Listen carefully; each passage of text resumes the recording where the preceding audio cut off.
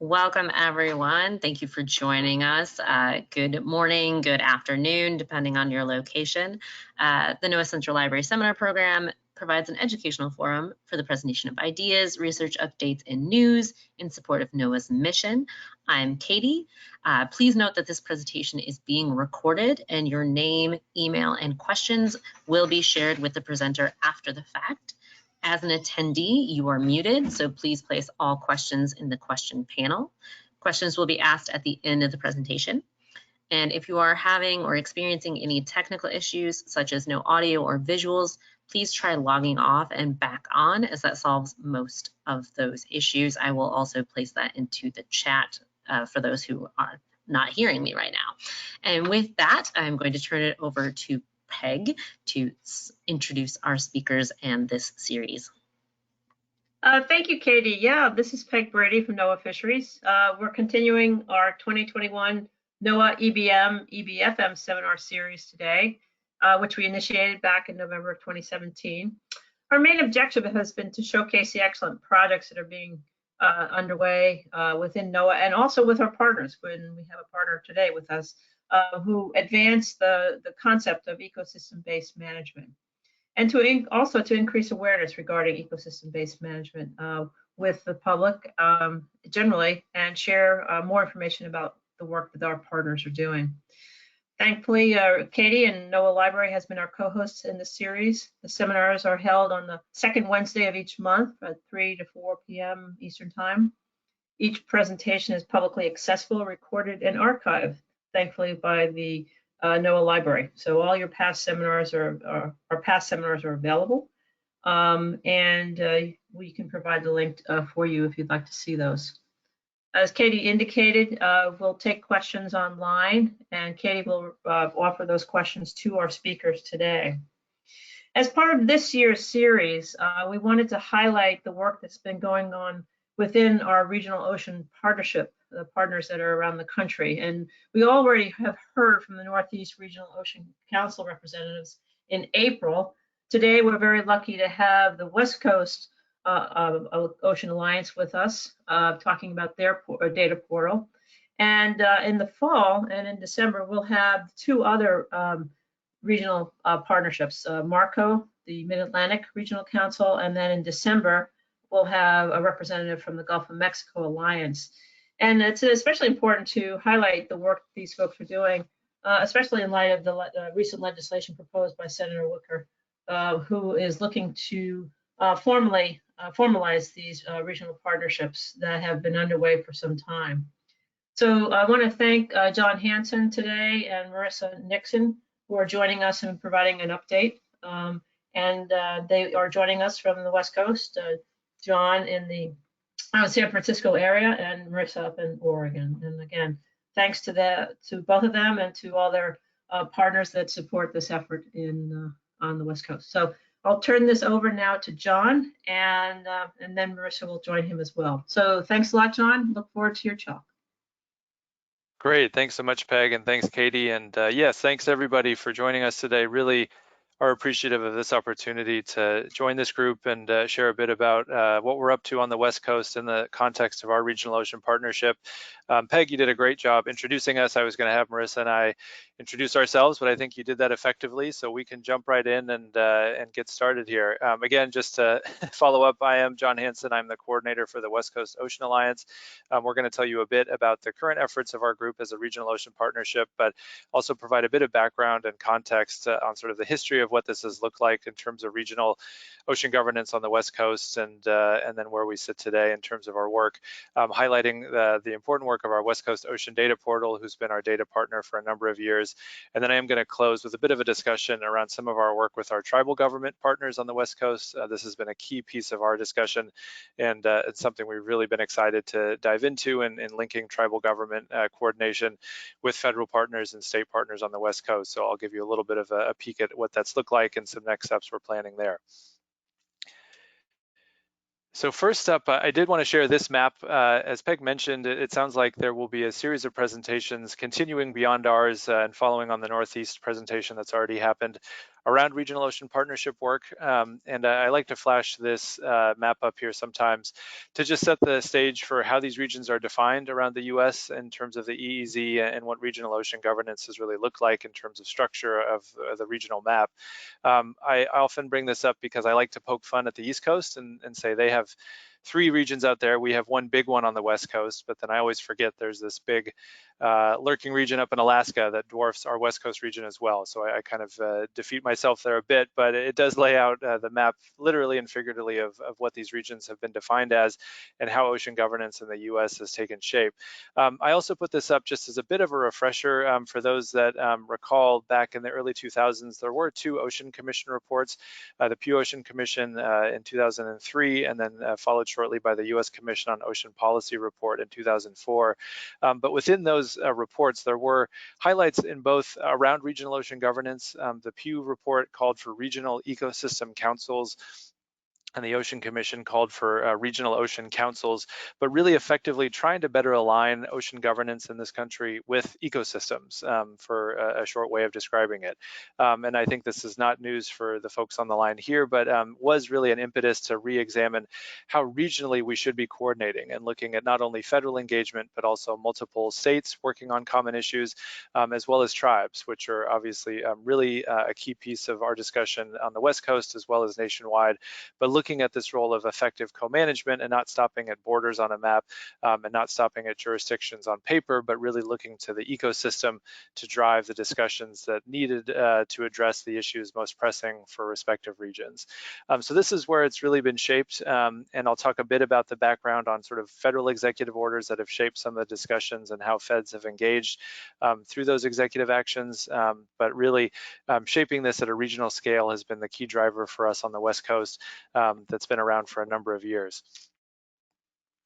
So to that end, this is just a quick snapshot of what that's looked like for us on the West Coast. Going back to 2006, that was the first time formally that the West Coast governors at the state level got together and formed an agreement on ocean health. So that was the first time that the governors decided to work across borders on these broader ocean health issues. And they identified a number of different topics and issues to address and brought together state partners to really work with those sort of cross-border conversations, and then also reach out to federal partners, of which NOAA was one, EPA, Department of Interior, Fish and Wildlife, and others, to talk regionally about what this should look like for the West Coast.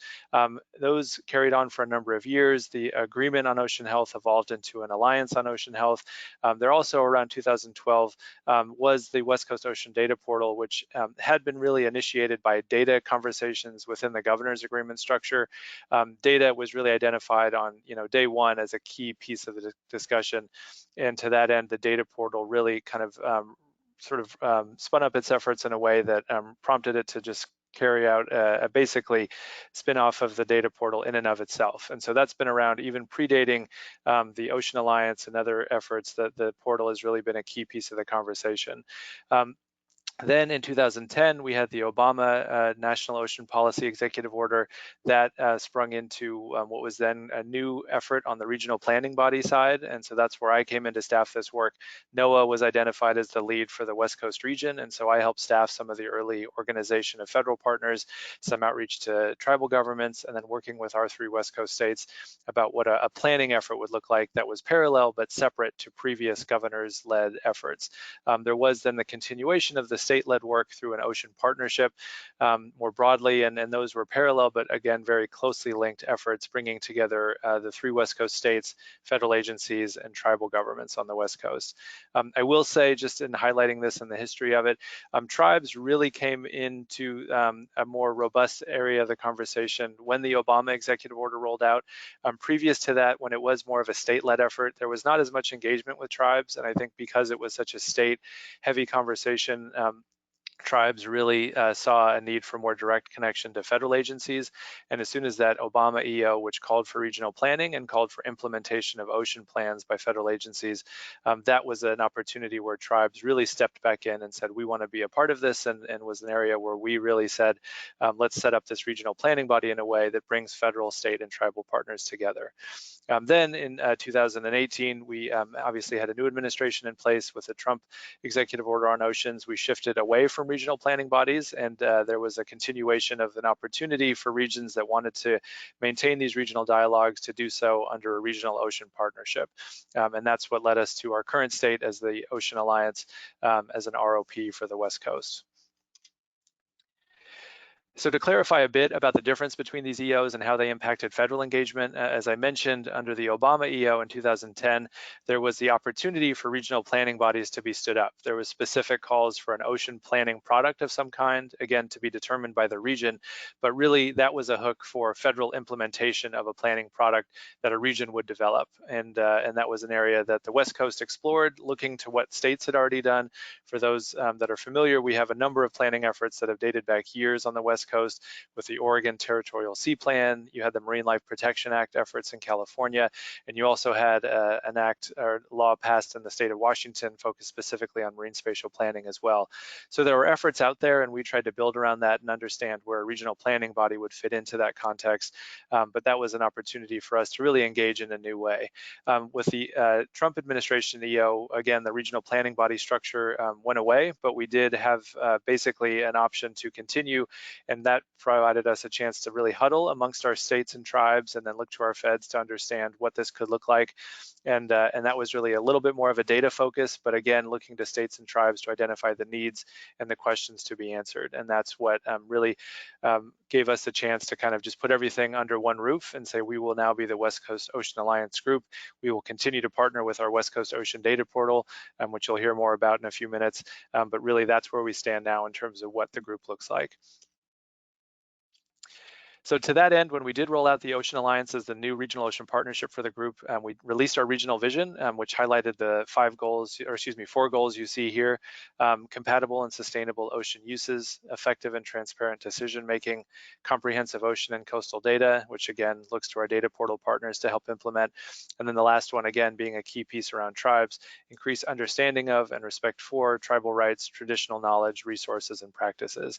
So when we rolled out the Alliance, we said to our members, again, states and tribes, what are the key needs that you're seeing? And this is what we came up with. So this was really the first stepping stone for the group to identify what we saw as needs for the West Coast region in building around executive orders at a federal level, but really understanding, from the regional perspective, that was what needed to drive our conversation. It needed to be from the ground up, from tribes and states, with feds being extremely supportive of that. And to their credit, all of our West Coast offices of federal agencies have been fantastic in that context of really being supportive of what we're hearing at the regional level, and then bringing that to federal partners in a way that they've been really supportive of.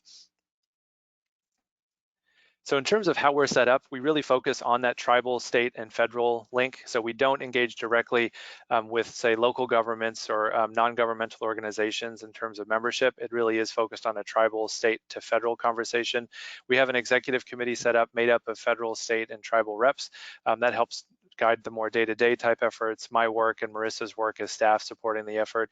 We look to subregions to help identify how some of these conversations could be tailored.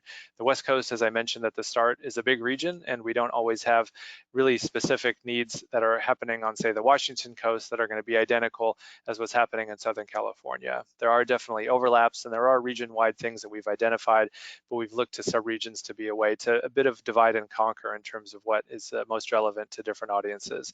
Again, the data portal being a key piece that you'll hear more about. But ultimately, this group wants to be flexible, and it wants to be responsive to what the region has identified as needs.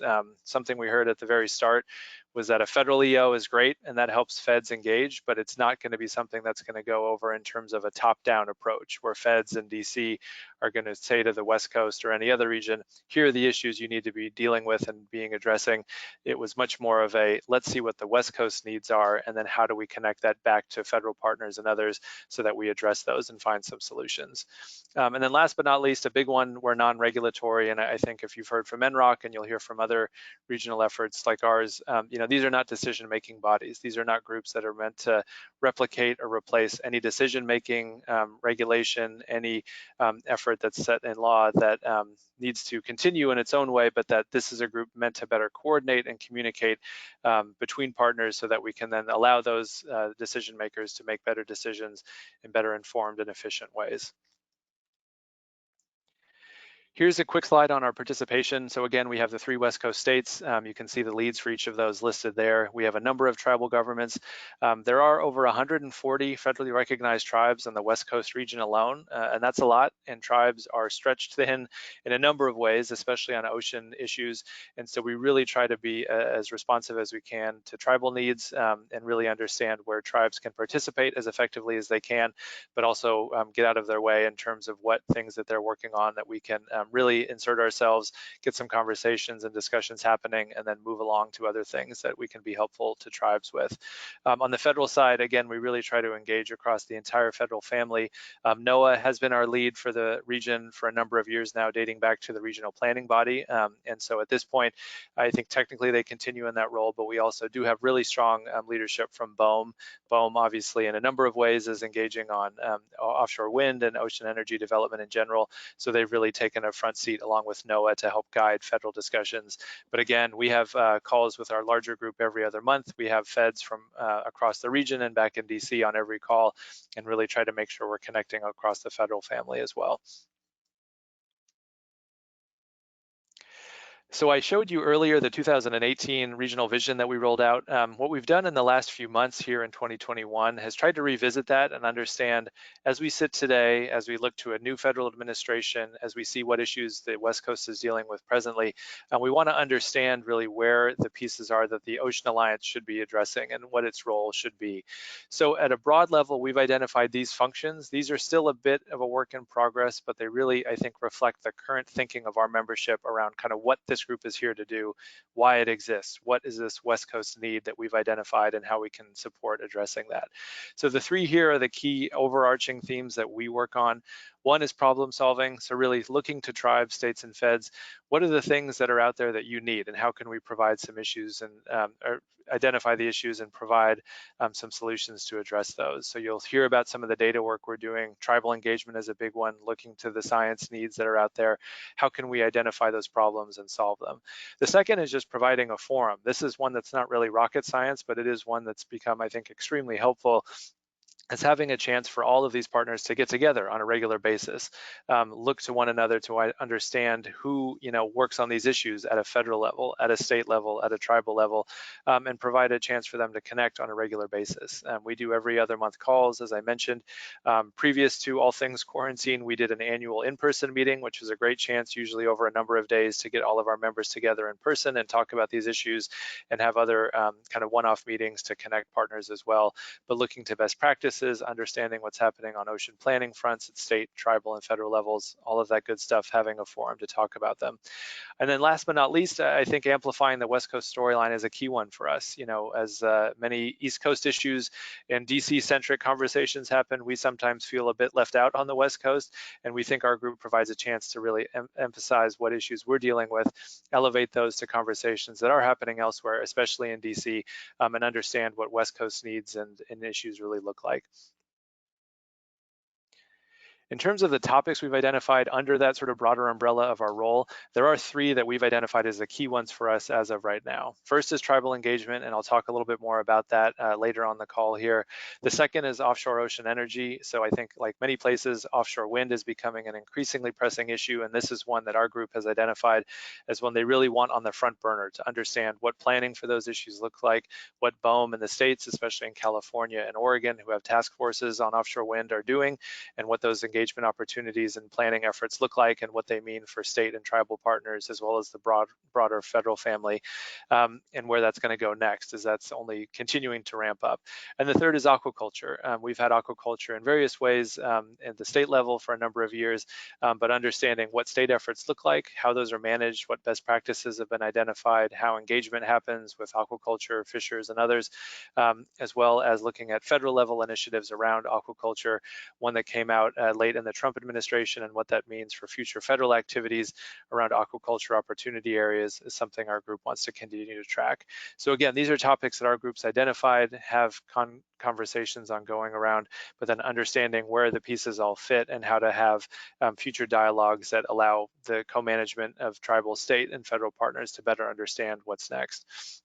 And then underneath all of that, continuing the sort of analogy of levels of this, is this what we call infrastructure of kind of what do we do behind the scenes with all of this, regardless of the topic. One is data, and again, Marisa is going to speak more about the data portal's role here in a moment, but data, as I mentioned from the start, has been a key piece. And then the second is kind of this intangible but extremely important relationship building. You know, these are folks that have gotten to know each other over a number of years, and the trust and the connections that have been built through these conversations, I think, is really irreplaceable in terms of allowing people to know that person at BOEM or that person at NOAA or that person at the state governor's office, whatever it might be. Same with tribes, to understand kind of where these relationships, you know, need to really materialize in ways that have direct links to these issues I've already mentioned, but also have links to other things that we don't talk about. You know, if somebody says, I want to talk to somebody at BOEM about offshore wind, we can have that on our agenda. But if they then hear about another meeting or another topic on marine minerals or military training or something else, our group allows those connections to really flourish and then have those conversations maybe separately, but link much more directly than would otherwise be the case. And that's something we're really proud of. Not always easy to capture on paper, but it is something that we really have supported and see as a really key benefit of our discussions. So to give you just some quick examples of when we say aquaculture, when we say ocean energy, what are some of the things that we've actually brought up in the conversation about what we would do with that? And there are basic things of continuing a forum, having some understanding of just where these planning processes are. But we are thinking about next steps, about saying, what can we do to develop an inventory of where there are proposals for offshore wind, for example, or for aquaculture installations, both existing and proposed, federal aquaculture opportunity areas. What do those look like on a map? How do you connect those to data? How do you connect those to different agencies, whether federal, state, or tribal, and understand the link between some of these things and develop products that could address how to really, you know, key into the questions and the needs that our members have identified as ways to dig into these issues and have better links. Connecting with our tribal caucus and our tribal membership is a key piece, linking between federal, state, tribal policies, and understanding kind of where the next steps look like and how management and staff and leadership are really addressing these issues and having better linkages between partners to dig into these things. This is a bulleted list that we are now kind of chewing on behind the scenes and developing some work plans around. So we hope by the fall, end of this year, we're going to have some pretty robust work plans that will shake these out in a lot more detail, give some timing, give some capacity needs, some other pieces. But again, we're looking to our feds, our states, and our tribes to then understand and really look to implement these outcomes and through a work plan define. If somebody says, what are you doing on ocean energy? We have a nice clean document that we can share with folks and say, here's what we're hoping to do. Here's what we can do with our in-house staff. Here's what we can do with the help of federal partners, states, and tribes. Here's where we may go pursue new funding and really identify kind of what those different options could look like for a West Coast regional dialogue. Broad next steps of what we're talking about. I mentioned this ROP function and the goals for the group, developing these work plans. So these are things we're right now working on, and we hope to share those in the next coming months and have folks be able to see those and think about ways that we might further partner. Federal policy and legislation, as Peg mentioned at the start, there is a bill out there now. It was actually originally introduced last session of Congress, but there is a new version that came out of Wicker's office. If folks want to take a look at that, I'll point you to S1894-1894. Is the Regional Ocean Partnership Act. Look for more detail in the bill itself, but it effectively would authorize the 4 active regional ocean partnerships, those that'll actually be on this series of presentations, NROC in the Northeast, MARCO in the Mid-Atlantic, GOMA, the Gulf of Mexico Alliance in the Gulf, and us on the West Coast, as a program of NOAA, basically continuing our regional ocean partnership work with funding and basically having us be, you know, in somewhat more of a tangible way a part of NOAA, but continuing in our own flavors so that each region is kind of continuing to do what it wants to do, but with that more direct link to the federal government through that bill. We all are also waiting to see if and when there might be new executive actions from the Biden administration on oceans. As my earlier slide showed, you know, there was ocean policy action taken both through the Obama and the Trump administration, and it did have a direct impact on how we did business in terms of these regional ocean partnerships and regional planning body structure previous to that. So we don't know where that's going, and we're waiting to see. But you know, ultimately, we have what we think is a really good footing on the West Coast of what this group wants to do, and we hope to really provide some messaging back east on what that could look like to really reinforce what we've seen as needs for the West Coast. But again, look to the feds as being really strong partners in support of that, and something we're excited to stay tuned on. We do want to look for opportunities for public engagement. So this, forum is obviously a great one. We want to continue chances like this to connect with folks. But if you have ideas or thoughts on other audiences that might be interested in hearing about us, that's what I and Marisa are here for, to help connect and share with folks. So we would definitely be all ears on ideas for that. And then obviously looking to the data portal is a key piece of continuing some of the work we're doing. So with that, I will stop for a few minutes and let Marisa take the microphone here to share a bit about the data portal. Marisa, you take it away. Thanks, John. As John mentioned, I am going to give a quick overview of the data portal, its relationship with the Alliance, and some of our current projects. Sorry if you all heard that weird noise. My dog has chosen this moment to come and sit next to me. The West Coast Ocean Data Portal was created in order to increase discovery and connectivity of ocean and coastal data and people to better inform resource management, policy development, and planning on the West Coast. It brings together existing data resources on the West Coast, making them accessible through an easy-to-search hierarchical catalog and allowing users to visualize data sets together through a web mapping application. Next slide, John. It was at a December 2012 workshop of the West Coast Governors Alliance on Ocean Health, one of the many predecessors of the West Coast Ocean Alliance that John mentioned earlier, where the first attempt was made to create a West Coast Ocean Data Network and describe its mission, goals, and work plan. In 2013, this idea came to fruition because of three kind of main enabling conditions. First, as discussed at the 2012 workshop, the West Coast Governors Alliance was struggling with how to handle data coordination and communication. Second, the broader Coastal Atlas community was beginning to have deeper networking conversations. And finally, a federal funding opportunity became available, which was the first Regional Ocean Partnership Grant Program. So from a bottom-up perspective, a need was identified for this kind of data coordination, but it was this initial funding that allowed the portal to come to life. Next slide.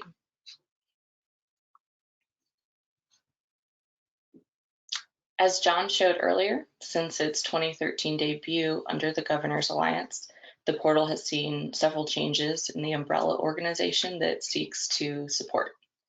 It now works in close coordination with the West Coast Ocean Alliance, helping it meet its goal for comprehensive ocean and coastal data.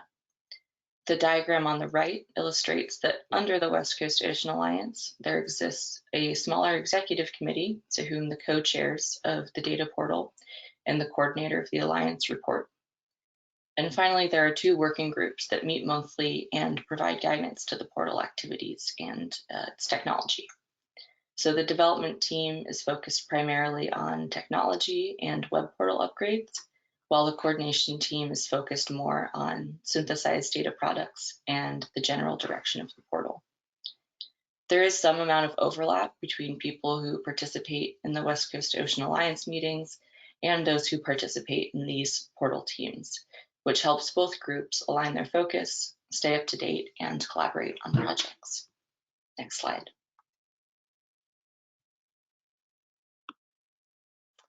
So the portal is currently undergoing a refresh of some of its technology and content. Beginning in 2019, a series of technical upgrades have been completed by EcoTrust, and this work will continue this year. I'm not going to read all of these, but altogether these upgrades have allowed for easier maintenance of our portal's front end, and they've allowed support for things like time-enabled web services and vector tiles, as well as simplifying content creation. So during the remainder of 2021, we are looking forward to completing the merge of our code base with the Mid-Atlantic Ocean Data Portal and to building out new story maps and other modules that have been allowed by our recent content management system update. Next slide. Another current project of the West Coast Ocean Data Portal is the creation of a West Coast Ocean Health dashboard. We look forward to engaging in some review processes with the Alliance this year in order to get feedback on where we are in this process. But this planning process was initiated in 2019 at the request of our Ocean Alliance members. So we heard from some of our state partners that they had been tasked with creating some scorecard or indicator type projects by their legislators, and we decided to tackle this at a regional scale. So we, through conversations with our West Coast Ocean Alliance members, we determined that our main goal was really to bring together West Coast data resources for indicators that really tell a story about West Coast ocean health over time in a way that is accessible to the public. So we hope that the process of creating this dashboard is really going to facilitate the use of common language and metrics to talk about ocean health on the West Coast at different scales. And after creating kind of our conceptual framework, we dove into a focus on 3 different pilot indicators. So those right now are beach water quality, which we are doing in partnership with Heal the Bay, which is a California-based nonprofit. Ocean acidification, which we're doing in partnership with NANUS, or the Northwest Association of Networked Ocean Observing Systems. And then finally, looking at canopy forming kelp. And we're doing that with a consortium of West Coast kelp researchers right now. So like I said, we're going to be engaging in some more review processes soon, as well as some prioritization exercises to determine the next round of indicators that we're going to focus on with the West Coast Ocean Alliance. Next slide.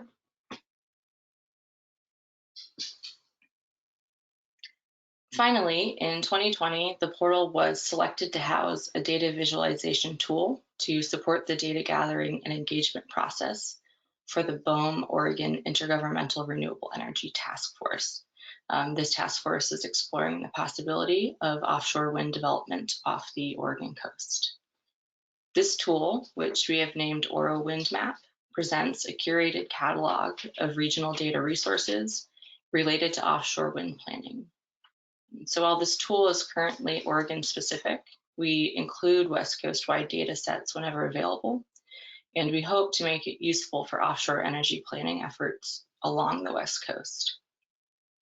The review and addition of new data sets to this tool are set to mostly wrap up this summer, and we look forward to adding some new features like area measurement tools and the ability to create shared maps in groups later this year.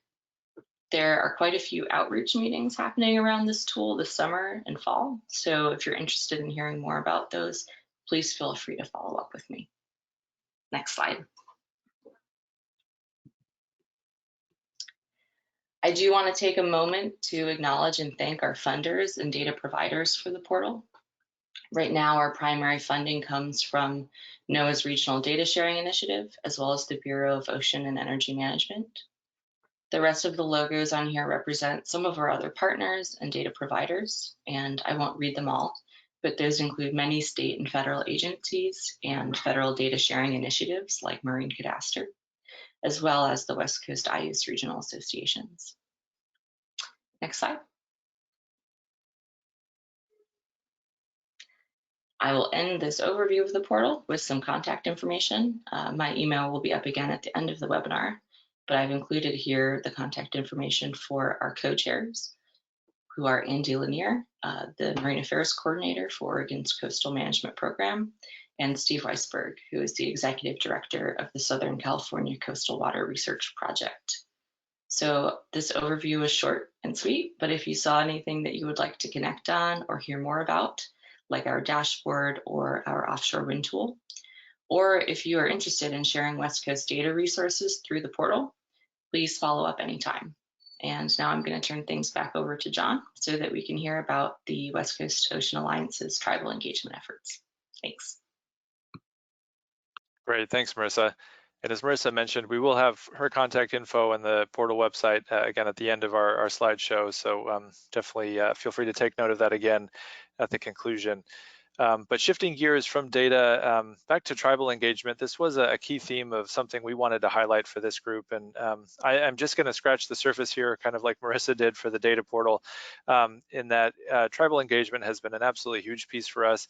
From the earliest conversations and outreach that happened around the Obama executive order on oceans, tribes have been really a critical element of successful ocean planning and regional governance for our West Coast region, and something that we've really prided ourselves on taking time and effort to underscore what tribes need to do to be effective co-managers, and that has not always been easy for them, to say the least. And so it's been something that we've really worked hard on.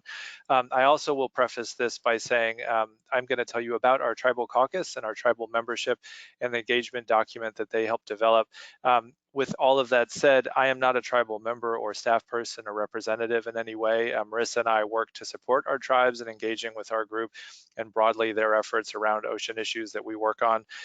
But definitely the theme of this document that I'll talk about, and tribal engagement in general, is really to give that voice to tribes and to bring them to the table in the right way, allow them to really share their needs and their priorities and their ways of engaging with other partners, especially at the federal and the state level. And so we don't obviously have one of our tribal members on the line today. And so I'm going to do my best to share on their behalf, but I would just really underscore both in the themes I mentioned in the next few minutes, as well as any further interest in engaging with tribes. It's something that we are thrilled at any chance to connect you with our tribal members, with our guidance document, with tribal training engagement opportunities. Any of these elements are things that we really are trying to really grow and understand ways that we can push this, especially to federal audiences as well as states. And so I just wanted to share that as kind of a bit of a sort of preface of what I'll be sharing, but that really we're bringing this on behalf of our tribes, and something we're definitely happy to connect with offline as well. So first and foremost, I want to point you to the link there that you see at the top. westcoastoceanalliance.org is our website. If you include /tribal-engagement, that will take you to a page that has our guidance document that I'll talk a little bit about today as a PDF. It's around 40 or so pages. Strongly encourage folks to click through and find that and download it and take a look. I am going to today give you just a bit of background on the Tribal Caucus and then about this engagement document itself. I will highlight some trainings that have been started. Credit to NOAA, NOAA's Office for Coastal Management on the West Coast here. Their regional office, Becky Smythe and Chris Wall, have been fantastic in thinking about opportunities to push this document out to NOAA regional offices here in our region, as well as thinking more broadly at leadership levels and other regions of NOAA to think about how this tribal engagement element can be brought to some new eyes and ears, and think about how NOAA, as well as other federal partners, can work more effectively with tribes. I'm going to cover this in about 5 minutes and talk about this training that NOAA has supported that went through 3 different deliveries of it. Each of those deliveries was, I believe, about 4 hours. And even in that context, if we were in a normal world of in-person travel and meetings, the training effectively should have gone over multiple days. So I am further distilling this down from a training that already was probably too quick, based on a larger training module that hopefully someday will roll out back into a multi-day mode. But we'll do my best to give you a sneak peek of it today, and then think about opportunities for future engagement.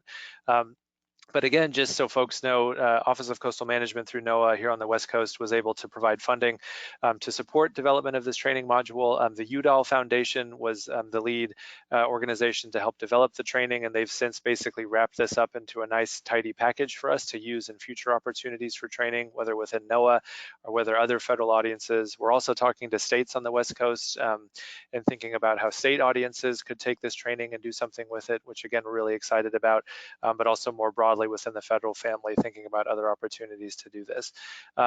We also are really thinking about how to build tribal capacity around ocean issues in general, using our tribal caucus as a forum to better connect tribes, coordinate them with federal and state partners, as well as amongst tribes themselves, and then think about broadly, what we can take from the West Coast and share with other regions, whether you're working with tribes, whether you're working with other co-managers. We really think this tribal piece is a critical one, and we do hope that this document is a way to capture that in a bit of a specific nature, but also better just facilitate connections to tribes themselves, as ultimately their co-management role is the key piece here, and them having a seat at the table and having their voice shared is really what we're trying to accomplish.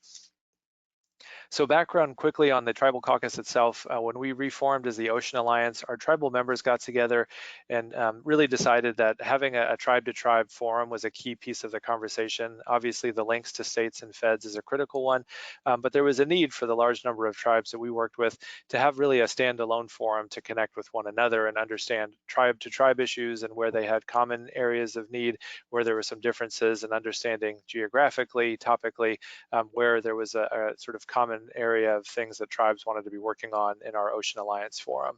So the Tribal Caucus is our way of doing that. They stood themselves up in 2018, focusing on this government-to-government coordination piece, how to work with tribes and feds and states, looking to build capacity for tribes, and then developing this tribal guidance document that I'll talk about has been something that we've been thinking about for years and we're excited to roll out last year. So the document itself is really meant, as listed here, to provide some context and perspective around how tribes need to be effectively engaged. Think about what that really means in a real way, not just have this be lip service, not have it be a box that's checked, not have a federal or a state process carry off its own sort of process in a bubble and then reach out to tribes at the very last stage, but better understand how tribes need to be brought in early and often to engage in some of these conversations and be effectively addressed in terms of their co-management role. The last bullet here is a key one, is that obviously tribal consultation and the rules around whether a treaty or the responsibility of federal and state governments to engage with tribes. This guide and the themes in it are not meant to replace that in any way. It's really just meant to enhance the relationship and the links between federal, state, and tribal partners. In the document, folks can take a look through, but it starts with talking about what is consultation, what does that look like for federal and state agencies, and why is that in place? Really understanding that from the get-go, is that it's not just a box to check, but it is a real key piece of the co-management conversation. Looking at policies, what that means for tribes, for feds, and for states in terms of the policies in place and better understanding those. And then this last bullet and sub-bullet's really the key piece. What are the principles that our tribes have identified, again, from their own tribal perspective, as the key themes for successful engagement? So these are things that, rather than saying, as a one-off or kind of a single example, looking to a number of tribes to say, what are the things that you see as successful steps for engaging tribes? And that's what this document is meant to capture. I'm going to go through here the 5 that the group came up with, but again, these are single slides that do not at all do justice of the depth and I think breadth of what these issues really need to be discussed in terms of covering them, but are just a sneak peek that we hope to encourage folks to take a look at the document and think about some ways they might follow up.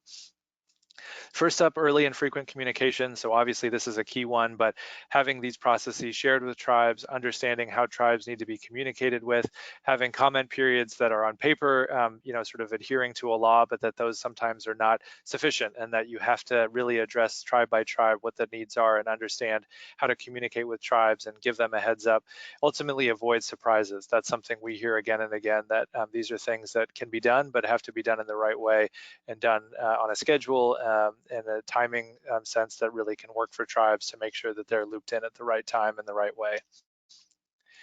Looking for appropriate representation, so understanding that tribes have a range of different leadership structures, staff structures. Every tribe is different and unique in that sense.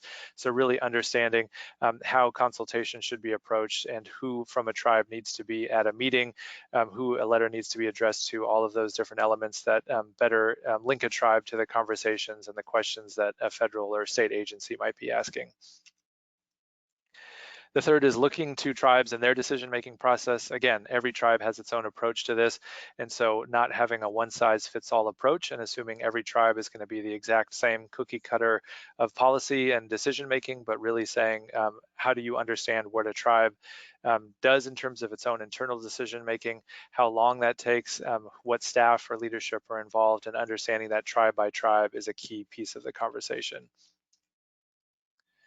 The fourth is building consensus. I think this is probably, not a surprise to folks, but really understanding what consultation can mean to reach consensus and have that be a part of how tribes really need to be identified as co-managers and as sovereign governments. I will tell you from the very start and up to today, a key piece of this is not looping in tribes as stakeholders. They are not stakeholders, they are co-managers, and they are governments sovereign unto themselves, and they need to be approached as such. And building consensus with a co-manager, just like you would with a state or a federal agency, is the same way that tribes need to be approached. And consensus is a key way to approach that in the mindset and not having tribes be an afterthought. And then last here is having that transparency and accountability. So really understanding how you can have those relationships with your tribal counterparts, understanding who's on the other side of that email or that phone call, having record keeping of consultation, training of staff at the start, and the communication and the relationship building government to government.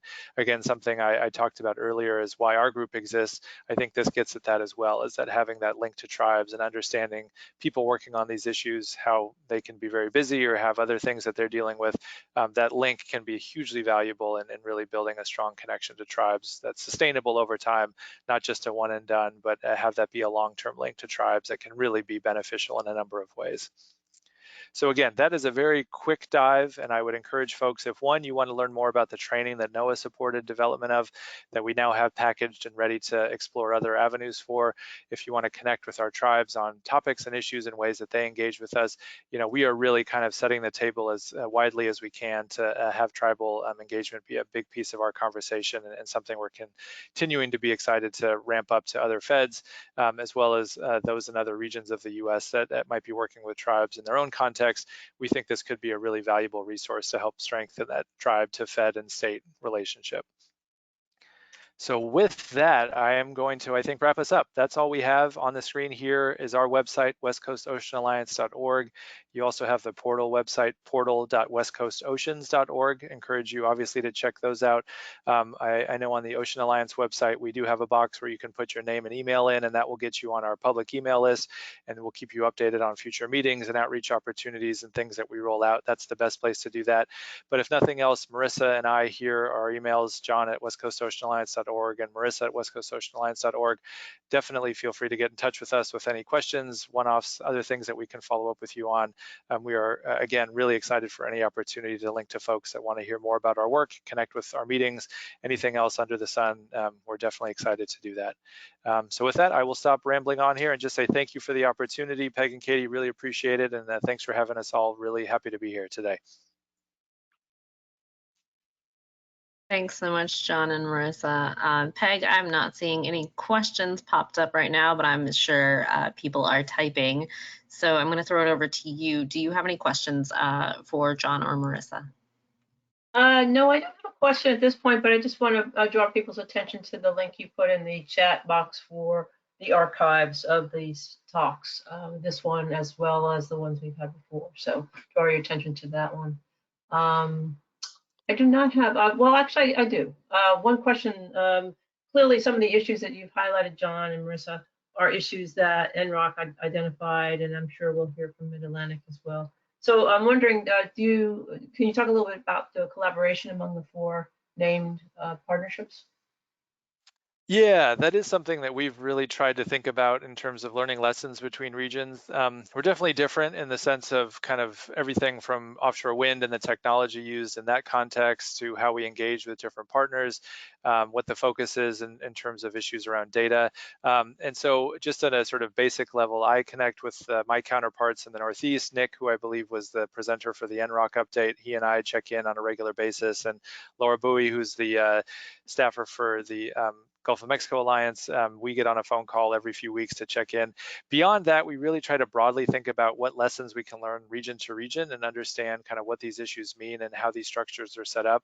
I think data is a key piece, and maybe Marisa can highlight that, as I know our respective data portals have been an absolutely critical element for all the regions.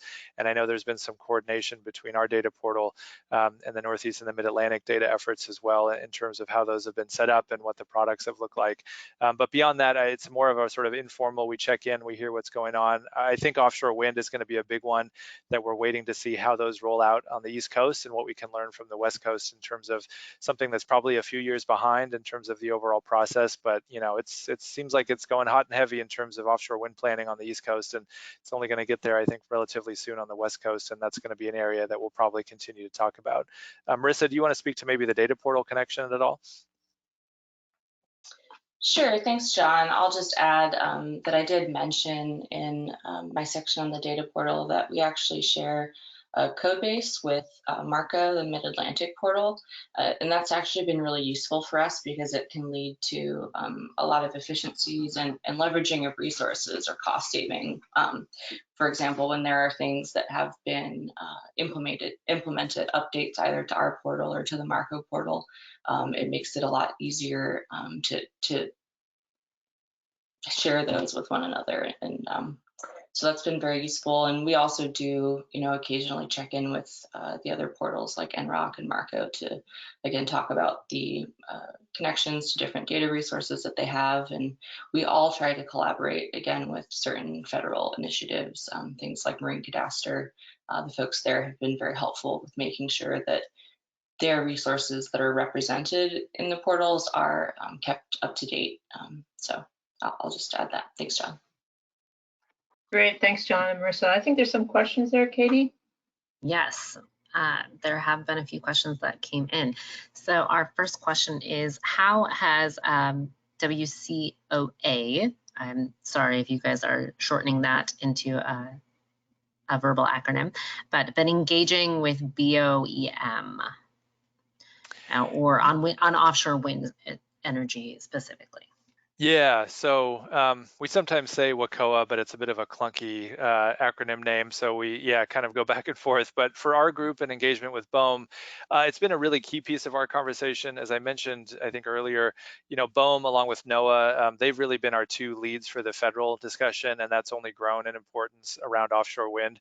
So for our kind of day-to-day, we have multiple BOEM staff as part of our executive committee. So they keep us really updated on what BOEM is doing, especially around these intergovernmental task forces that they have actively going in California and Oregon.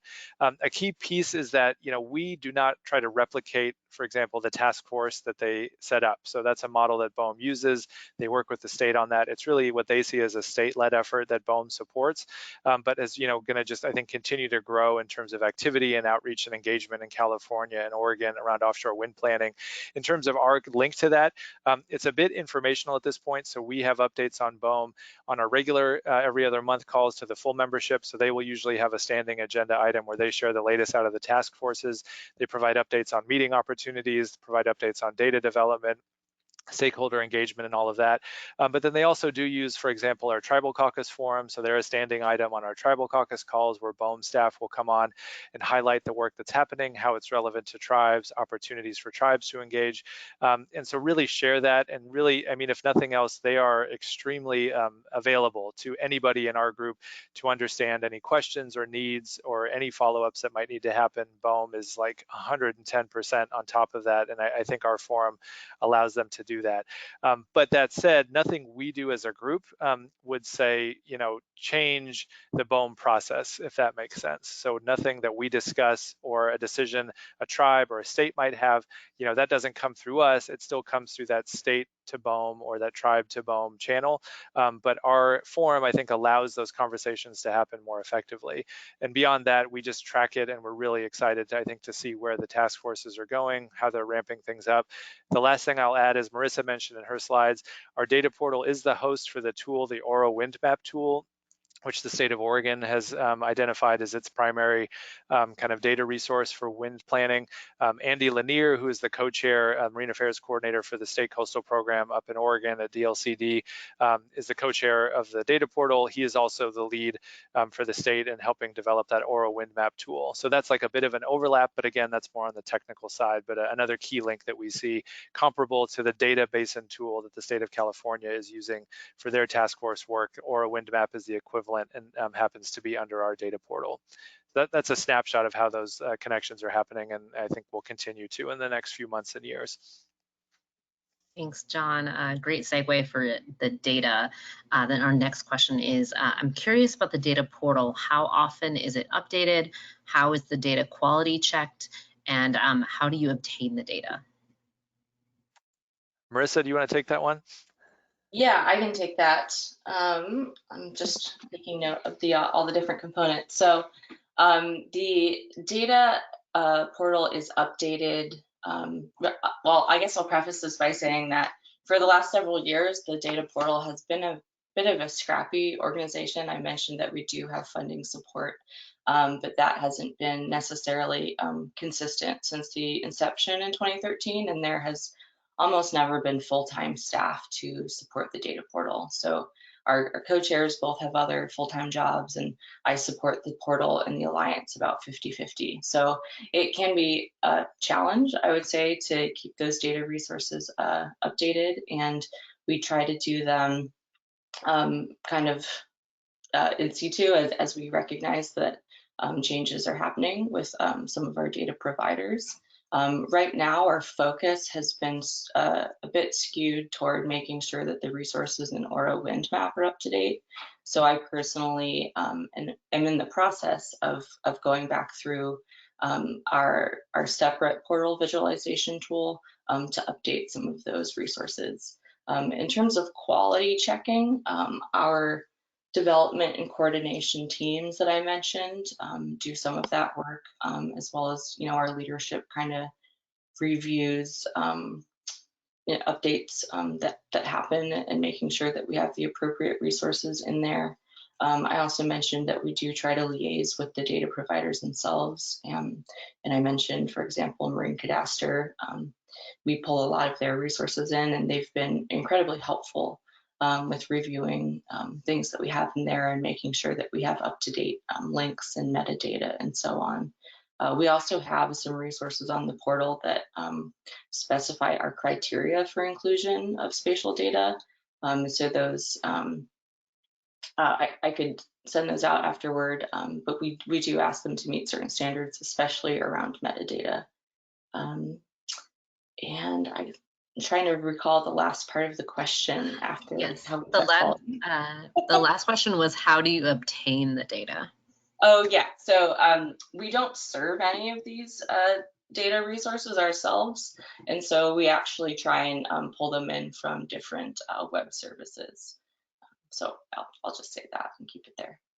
Thanks. Great. And if our the person who asked that question has further, they can just reach out to you. Yeah, absolutely. Okay, our next question is, you mentioned that you have several counterpart organizations around the US. Do you have a counterpart in Alaska? Great question. The short answer is no. So when we've connected to other active regional ocean partnerships, those are really focused on, as the way they're stood up, multi-state, multi-tribe in our case, and then multi-federal agency engagement across those three at a minimum. Again, each region that we work with, the Gulf, Northeast, and Mid-Atlantic, is set up a little bit differently.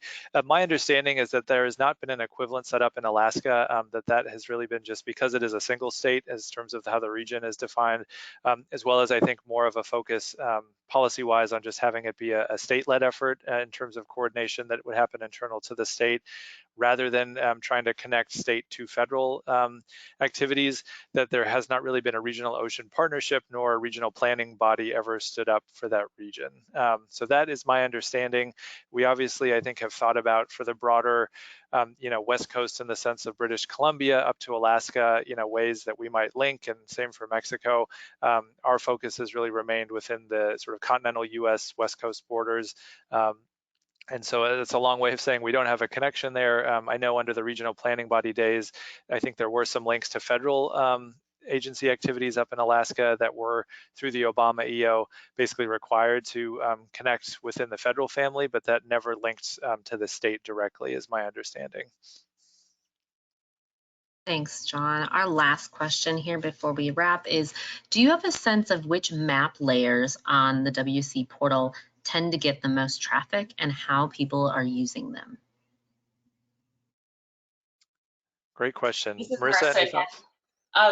We actually haven't been engaging with kind of traffic analytics. up till now, that's something that we're looking into for the near future. And so I know that as far as how people use the portal, that it's engaged for different kind of planning projects.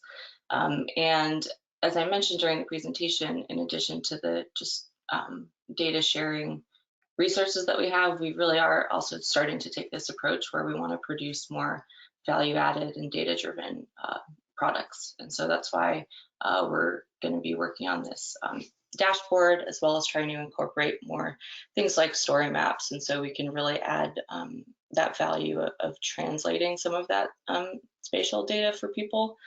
So that's something that we're really looking forward to doing more of this year. Thanks so much, Marisa. Okay, that is the end of our questions, and we are at time. So I would like to thank everyone for joining us today. We did record this, so we did record this. There will be a quick survey pop-up after this event closes. We hope that you can all fill that out. The library uses this feedback to improve our seminars and solicit new seminar ideas. Peg, would you like to remind everyone of our next speaker? Yeah, yes, thanks, Katie. I just want to remind folks, we typically do not offer a seminar in August. We take a break because of typically vacation time for many people. So we'll resume our next one on September 8th with Jim Thorson from our Alaska Fisheries Science Center to talk about the Grand Habitat Challenge. And I think everyone will enjoy that one. And again, a reminder, the Mid-Atlantic folks will be making their presentation October 13th, and then the Gulf of Mexico Alliance on December 8th. So we'll hear from the other two regional ocean partnerships in the remainder of the year. So thanks again for joining us today, and hope you can join us in September. Thank you so much. Thanks, John. Thanks, Marisa. We hope everyone has a safe and wonderful rest of their Wednesday. Thanks all. Thank you.